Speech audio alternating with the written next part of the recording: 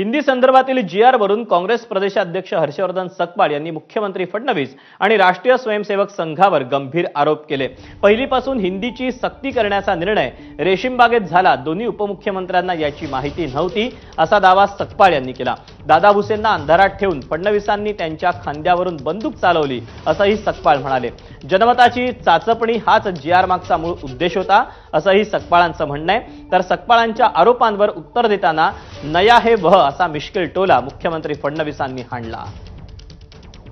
हा चाचपणी होती की या विषयाच्या अनुषंगानं काय समाज कसा रिॲक्ट करतो हे त्यांना तपासून बघायचं होतं आणि भारतीय जनता पक्षाला त्यांचा अजेंडा पुढे नेण्याच्या अनुषंगानं वातावरण तयार झालं का नाही झालं हेही बघायचं होतं।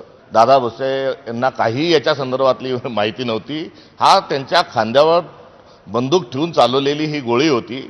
यामध्ये सर्वा जे होते ते देवेंद्र फडणवीस होते आणि देवेंद्र फडणवीस आणि तो जो काही अधिकारी होता रेघोट्यावार हे कतपुतली होते। नागपूरच्या रेशीम बागातून याची सर्व सूत्र हालत होती आणि दोन उपमुख्यमंत्री जे आहेत हे केवळ बघ्याची भूमिका घेत होते।